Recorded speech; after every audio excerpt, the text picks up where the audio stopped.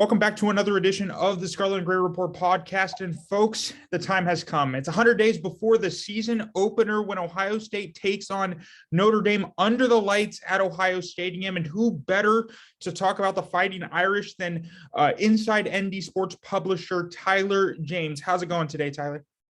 I'm doing well. I can't believe we're only 100 days out, but I'm excited. I know Notre Dame fans are excited. I'm sure Ohio State fans feel the same way. Well, I was thinking about this preparing for today's pod, and I was thinking about the same thing. Does it feel like 100 days? It feels like, to me, I was just in Pasadena covering a Rose Bowl. Does it feel like it's coming close? No, not really. I can't believe we're already at this point. The offseason was a pretty active one for Notre Dame, obviously, with Brian Kelly leaving for LSU and Marcus Freeman becoming the next head coach. And then the assistant coaching search lasted into February with Notre Dame waiting for Al Golden to finish the season with the Bengals, which they certainly didn't necessarily know that was going to go all the way to the Super Bowl. Yeah. So they were without a defensive coordinator until after the Super Bowl wrapped up and hired Al Golden. So a lot of turnover with that coaching staff, with guys not sticking around, and Notre Dame looking for different options on the coaching staff. So it was an eventful offseason, and certainly it's been very eventful with all the recruiting that's been going on. Yeah. So it's kind of unbelievable that we're already 100 days away, because it seems like this offseason hasn't been much of an offseason. Well, I don't know about you, and we'll get to, because there's a lot of familiar names on Notre Dame's coaching staff for Ohio State fans to kind of parse through, and we'll get to that soon. But I kind of wanted to get your general thoughts in terms of, when you've talked to, coaches, players. When we got maybe an hour with assistants kind of a couple of weeks ago, Ryan Day already said that he was starting to parse through Notre Dame film, and he was kind of preparing for that first game. And it has this season opener feels like it has a certain amount of energy and kind of excitement and buzz. Helped by the prime time kind of slot that this game has in the season opener. So, do you get a similar energy, a similar buzz coming out of South Bend heading into this one? Yeah, there's no doubt that they have Ohio State in mind when they're preparing for this season. I think they are. Notre Dame is trying to do as much to sort of keep secret any sort of wrinkles that it may have be adding to its offense and defense. Obviously, with the new defensive coordinator, there are some new wrinkles that we expect to see, but we don't necessarily know exactly what it's going to look like. The access to the team was pretty limited this spring. Not that it was necessarily always wide open or anything, but we got to see one full practice and then the spring game, and that was about it. And so there wasn't a lot to sort of glean from what Notre Dame is doing in terms of its preparation for Ohio State. But I'm fairly certain that there has been plenty of those discussions that have happened with Ohio State in mind as they sort of install the defense and think about different things they want to do with the offense. Although offensive coordinator Tommy Rees has remained in place, but they'll have a new quarterback starting. Likely Tyler Buckner, and probably a lot of different, a lot of things that we maybe don't expect from Notre Dame, and things that they're hoping that maybe Ohio State isn't expecting as well. Are you surprised that this game isn't played more? Just based on the how close the two campuses are, how kind of prestigious in terms of the Midwestern college football just idea. You can't talk about Midwestern college football without mentioning, say, Notre Dame, Ohio State, and Michigan. Are you surprised that this game hasn't been played more in its history? Yes and no. I would say, like, in the modern era, I'm not as surprised, just because Notre Dame has stopped playing teams that they normally played from the Big Ten, like Michigan and Michigan State, as regularly as they used to. So finding a way to fit Ohio State into that mix is certainly a challenge. With Notre Dame tied into playing 5 games in the ACC against ACC opponents every year.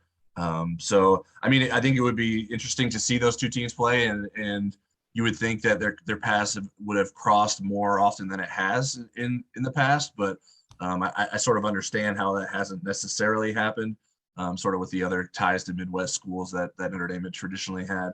But I think it's good. It's good for college football when Notre Dame and Ohio State play. So I think there will be plenty of eyes on that game as the 2022 season starts. because you see a lot of, battles, I don't even know what to call it, like unofficial battles, especially like on the recruiting trail, like between these same guys. And you're going to see a lot of them on the sidelines at Ohio Stadium too on that Saturday night. I mean, Sure. I can't even imagine. It's going to be overflowing, I imagine, just of guys who have probably both Ohio State and Notre Dame in their top 8, top 5, like the finalists. And I'm curious, I mean, have you already begun to hear, I don't know, ideas or, like rumblings of, okay, this is going to be a defining weekend for both Ohio State and Notre Dame on the recruiting trail, especially heading into, say, 2023? I mean, I think it could be. Notre Dame has the advantage of it's Marcus Freeman's start as the head coach. So if they lose the game, it's like, well, we're just getting things figured out here. Like, we're not a finished product. And we weren't, obviously we would like to be, but that's not where we're at yet. So I don't think it will define what Notre Dame's able to do the rest of the recruiting cycle and the recruiting cycle after that, because I mean, Notre Dame's hoping to have as many 2023 commits by the time these two teams play as possible. And they're already off to a good start with a class that's back and forth between 1 and 2, depending on the week with Texas Tech and the amount of recruits that class has. But certainly it would be helpful when Notre Dame's going head to head for recruits. I think some of those recruits that Notre Dame and Ohio State are going head to head for right now in the 2023 class have already made their decision by the time that the game comes around in September. But especially when you look at that 2024 class, I'm sure there's going to be all kinds of names and recruits that both schools are going after and making a good impression of, like, hey, this is what we did to Ohio State, or this is what we did to Notre Dame when we saw each other on the field. I think will be beneficial to whoever comes out on the winning side of that game. You kind of already mentioned this a little bit, being, Marcus Freeman's kind of first opportunity to show what he can do with kind of a clean slate. I mean, and then there's names, the Al Washingtons of the world, having coming back, his first game outside of Ohio State's coaching staff is back in Ohio Stadium. But just what are the overarching storylines generally that you see now of, okay, this is kind of, for lack of a better term, baggage that Notre Dame's coming into Ohio Stadium with on September 3rd? Yeah, I mean, I think obviously that game is going to mean something to Marcus Freeman, and he will not be afraid to sort of play that up to his players. Yeah. I think certainly from my understanding, Ohio State fans didn't like some of the ways that Marcus Freeman described him getting a chance to coach at Notre Dame and maybe deciding to go to Ohio State over Notre Dame when he was a recruit. I think he sort of described it, and I'm paraphrasing, as he didn't want to make the same mistake twice by not coming to Notre Dame. Yeah. So that certainly rubbed some people the wrong way, and I think he knew that it would be received that way, and I don't think he's afraid. And it's not to say that he thinks poorly of his time at Ohio State, but I think he was trying to drum up the value of what Notre Dame means to him. And so I think he'll tell those guys, this is what we should expect going into Ohio State. Obviously, Marcus Freeman knows that. Al Washington will be able to add voice to that as well. So all these players know what Ohio State is as a program, and what sort of success goes with that program, and the attention that comes with all of that. So it's not necessarily something new for the Notre Dame football program. They're used to playing in marquee games like this. They might not always come out on the winning side of them, but they're used to sort of the pressure, the attention, and all that comes with that. So I don't think it'll be too much baggage in terms of preparing for the game. It's just more of like, okay, we got a lot of new faces and new places, and how do we all come together and be our best version of ourselves by the time that they play Ohio State, which is obviously going to be a pretty good opponent, and be ready to show what it has in store for the 2022 season. Kind of to give readers and listeners and a little bit more of an idea. Obviously, fall camp is still a month or two away. Their position battles have not been defined yet, but hey, that's why we do it. That's why we do what we do. You mentioned Tyler Buckner at quarterback. Who's another offensive player that Ohio State could be planning for at this point? Well, certainly Michael Mayer, I think, is probably number one and number two even. The tight end who I think is one of the best tight ends in the country, despite the Mackey Award not naming him a finalist last season. He will be going into his junior season. This will probably be his last season in college football because he is likely to be a high NFL draft pick after his third season. And he will be the focal point of Notre Dame's passing game. He was the leading receiver for Notre Dame last season. And they have even less experience sort of coming back in the wide receiver position group this year. Wide receiver is a big question mark for Notre Dame moving forward. Lorenzo Styles, I think a lot of people are expecting to have a big sophomore season, who Ohio State fans should be familiar with because he is from Ohio and his brother Sonny is part of the program. So I think that will be someone that Ohio State will need to prepare for on the offensive side as well. And then the running back room has some talent, but there's some questions there. I mean, we lost Kyron Williams, who was a good player for Notre Dame, a great player for Notre Dame. And Logan Diggs was looking like he could potentially be the starter after showing some flashes as a freshman. But he tore the labrum in his shoulder in the spring game. So he had surgery on that. I think in an optimistic projection, he could play in the season opener, but that seems a little bit aggressive to me. I mean, we'll find out. Obviously, it's too soon to say whether or not that for sure is a thing. But Chris Tyree is a guy who's had experience back there. He's a really fast player. Needs to be maybe a bit more well-rounded at the running back room, and they have some other options, including a freshman that had a really great spring, Jadarian Price, who they think can do some things for them this season. So that's sort of the snapshot of the offense. The offensive line should be good, returns a lot of players from last season, only losing one starter. And so I think Notre Dame will probably be a better running team than a passing team at the start of the season. Tyler Buckner is a dual threat quarterback who is not afraid to run. Obviously, Notre Dame is going to need to protect him if he's going to be the number one quarterback, whereas last year he sort of came in as a running quarterback to spell Jack Cohn at times.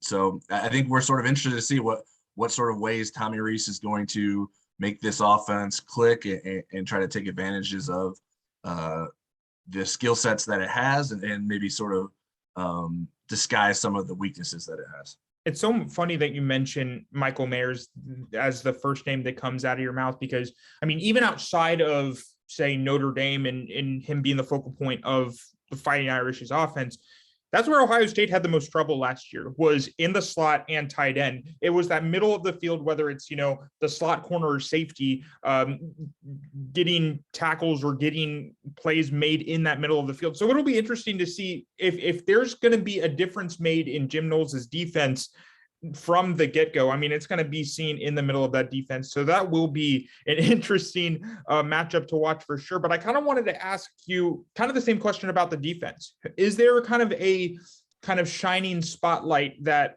Ohio State, like Ryan Day is like, okay, this is the guy that we need to be game planning for?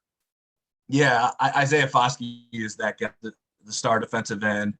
He weighed the potential of going into the NFL this offseason and decided to return to Notre Dame.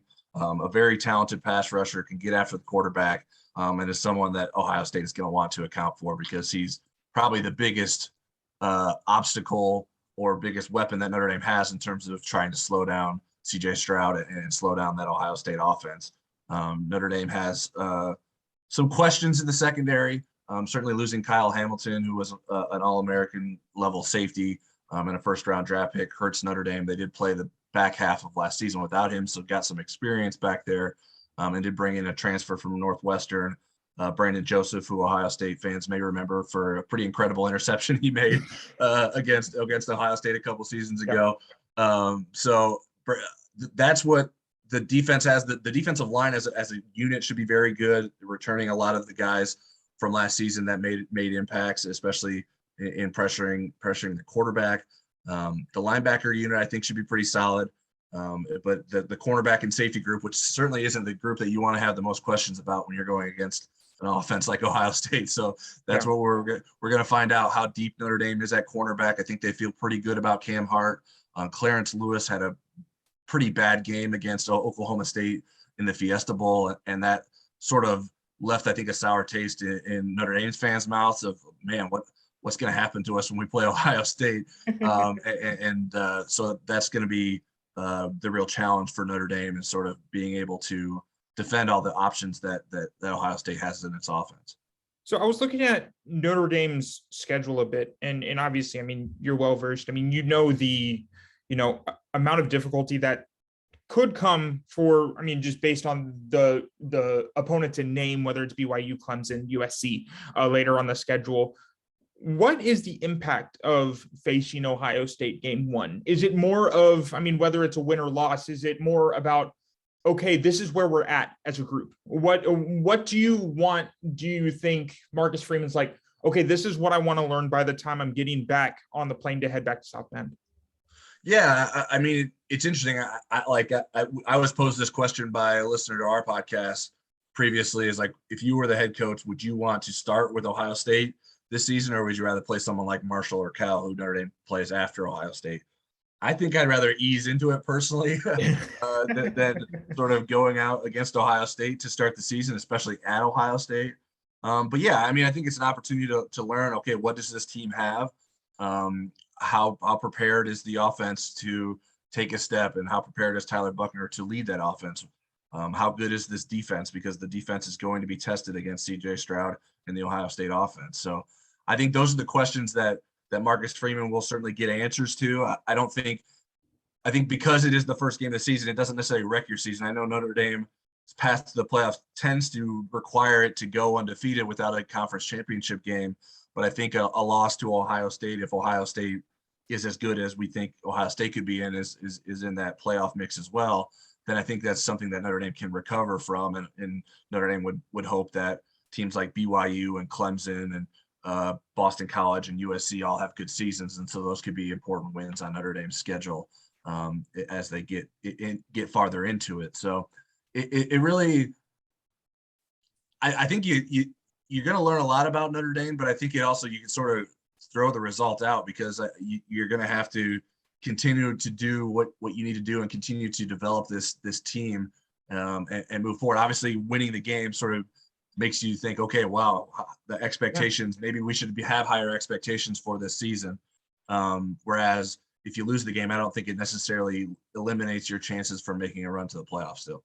Yeah. And I'm, I can't help but think because Ohio State, when it comes to those, their non-conference premier matchup, especially at home, Ohio State, it doesn't matter who they play. I mean, whether it's Oklahoma, whether it's, Virginia Tech. I mean, those are to Ohio State fans, you just have to say those opponents and they shudder, because those are home losses. They just don't find against Big Ten opponents at home, they seem to be fine. But it's those pesky non-conference games at home that seem to do the most trouble, give them the most trouble. I mean, do you feel like, if Notre Dame were to come in to Ohio Stadium and then squeak out a win or just win in general, will you be writing is it playoff or bust at that point? Or is it kind of like, okay, hold on the brakes? I'm just curious what kind of the reaction will be from South Bend if Notre Dame were to kind of pull out a victory. Yeah. I think playoff or bust at that point, I guess that's probably I think that would probably be the conversation. It's like, okay, now it's time to take this team serious. And now, there's no guarantee that they make it through the rest of the season without slipping up, but sure. It's like, this is what Notre Dame has always wanted to be. These are the kind of wins that seem to elude Brian Kelly during his tenure. I think some people that are a little bit nervous about Marcus Freeman because of his lack of head coaching experience look at the Oklahoma State game as like, oh man, is this what we're in for? We blew a big halftime lead. Does Marcus Freeman know what he needs to do to win games on a regular basis as a head coach? I think everyone sort of supports what he represents and how he presents the Notre Dame program and how well he recruits. Well, what sort of an in-game coach is he as a head coach?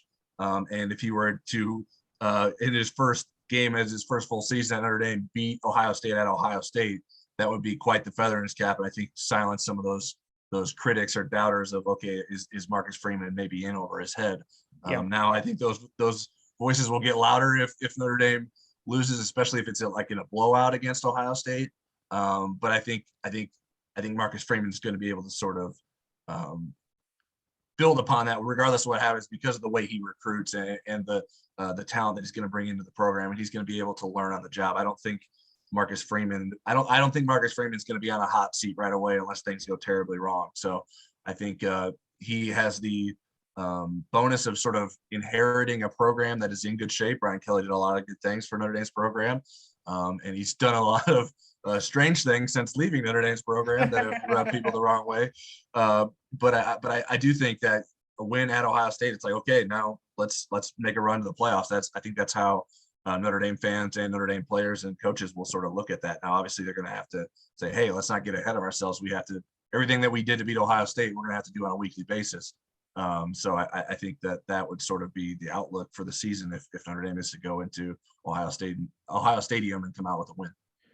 I mean, some good dance moves and some funny accents from Brian Kelly over the past few months. Yes. But I wouldn't do, and I guess I kind of want to end here. Everybody's going to be like, okay, it's way too early for prediction. And that's kind of not where I'm going, but I wouldn't be doing what I do unless I ask, is that, I mean, you see a spread of say 13.5, 14, depending on where you look. Is that fair at this point? Is that reasonable going into what you think Notre Dame could be heading into this one? Yeah, I think it is fair. There's just too many questions about this Notre Dame team to feel like it can feel with confidence that it can go into Ohio State and hang with Ohio State without sort of thinking twice about it.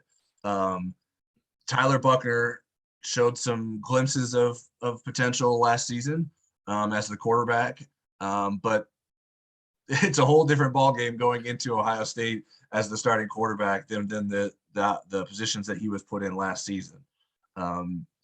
They don't have a long list of playmakers in the offense that you can count on. There are guys that we think that Notre Dame can get to that point for Notre Dame in the long run, but are they ready to do that early September at Ohio State?